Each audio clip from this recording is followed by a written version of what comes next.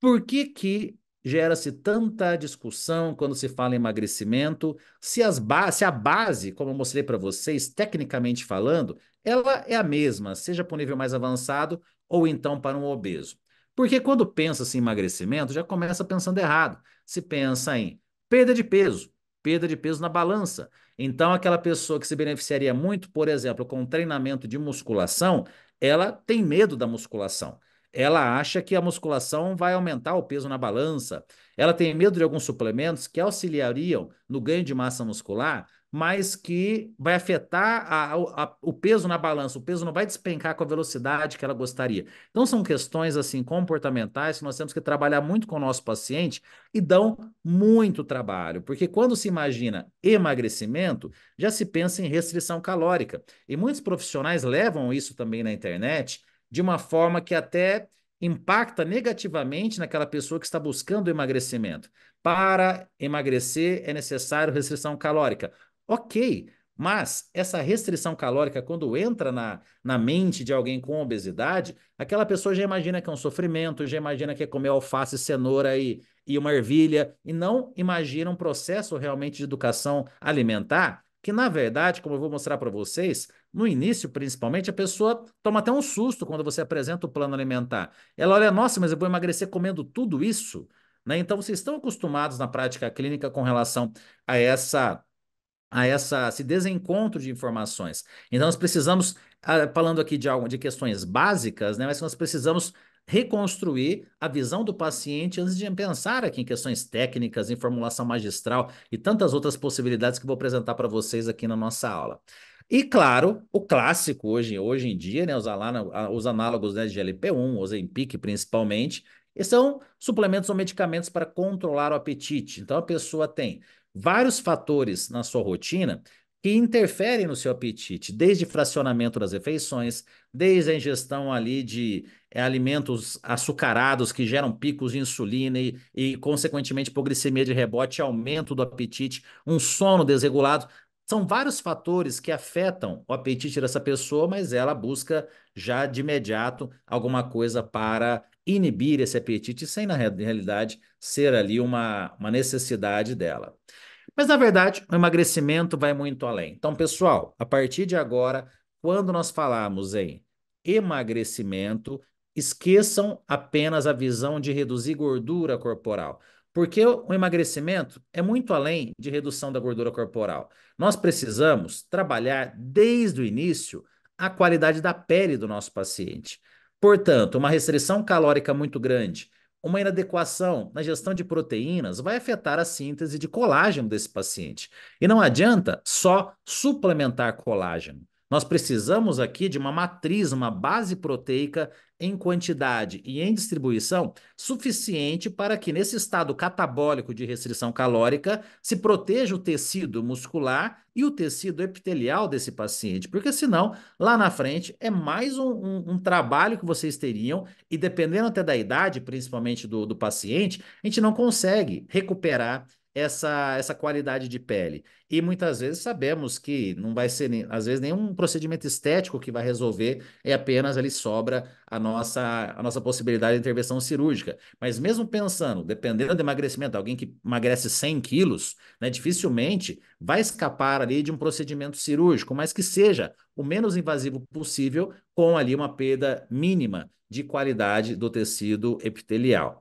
Melhora da saúde muscular, então isso é uma dificuldade, porque pensa você que está aqui me assistindo, que frequenta uma academia de musculação. Quantas pessoas com obesidade que você encontra na sala de musculação? São raros.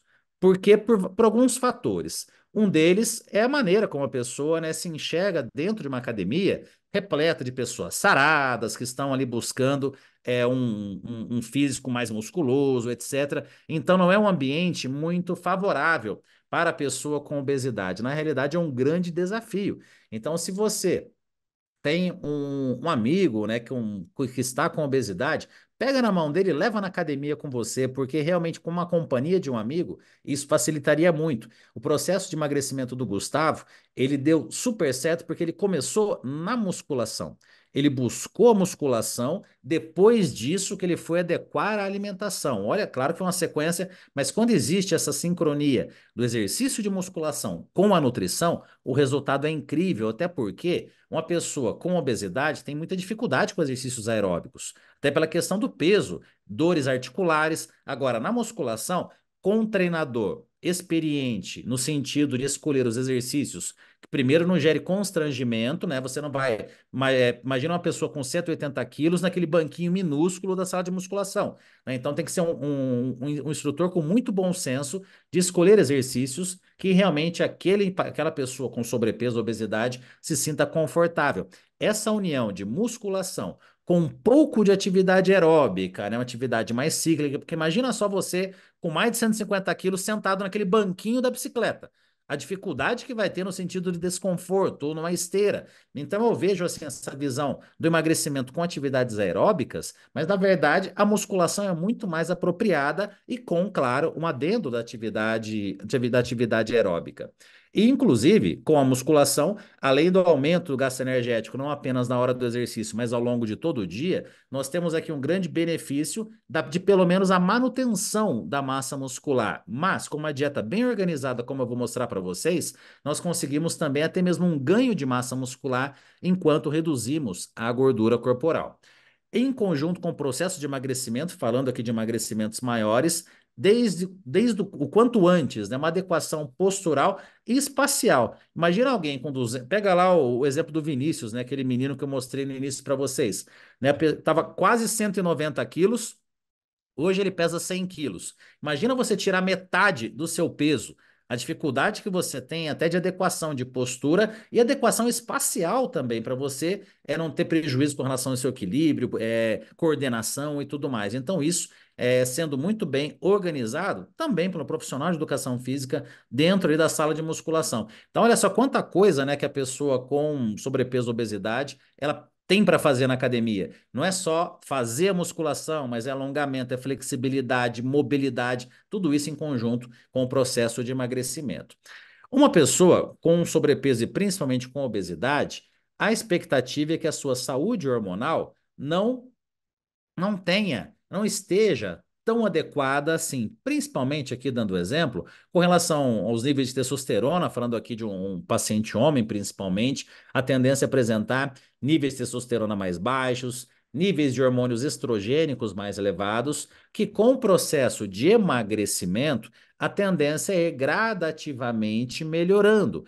Em muitas situações, a importância também do acompanhamento endócrino, né, em muitos casos, sendo muito sincero, o médico que enxerga o ser humano, ele não vai meter a caneta em Ozempic para todo mundo, para todo paciente que está buscando emagrecimento. Muitas vezes, uma reposição de testosterona nesse paciente durante o processo de emagrecimento pode ser muito interessante. Não estou dizendo que é uma regra, mas pode ser interessante, porque muitas vezes, já no início do trabalho do processo de emagrecimento, essa testosterona já pode estar mostrando um aumento gradativo de maneira mais rápida, dependendo, claro, também da idade desse paciente, mas só para citar uma possibilidade aqui de um acompanhamento endócrino muito além de Ozempic, né? O próprio Gustavo, o Vinícius emagreceram sem qualquer tipo de Ozempic, de Victoza e tudo mais, porque não necessitavam desse tipo de medicamento, né? Então é muito individual. É uma pena ver o que está acontecendo, né? Dessas prescrições idênticas para todo mundo, visando aqui, seja emagrecimento ou ganho de massa muscular. E o emagrecimento também necessita de uma regulação metabólica, um controle do estresse oxidativo, um controle do estado de inflamação crônica. Claro, vou mostrar para vocês alguns suplementos, mas a própria redução de gordura corporal também gradativamente vai reduzindo os níveis de gama GT, vai melhorando ali todos a gama inflamatória que um paciente apresenta normalmente quando está com principalmente um caso aqui de obesidade. E adequação da saúde intestinal, né? Vocês viram, quem estava presente na aula de hipertrofia, vocês viram a importância da saúde intestinal para a hipertrofia, e não diferente a importância da saúde intestinal para o indivíduo com sobrepeso e obesidade. Normalmente, a microbiota intestinal de uma pessoa com obesidade ela é péssima, né? Ela é péssima, péssima. Quando nós solicitamos uma um sequenciamento genético, né, de microbiota de um paciente com obesidade, assim, vem assim, um estrago, né, realmente a esse exame. Então, necessitamos muito adequar essa saúde intestinal com vários fatores que eu vou mostrando para vocês a partir de agora.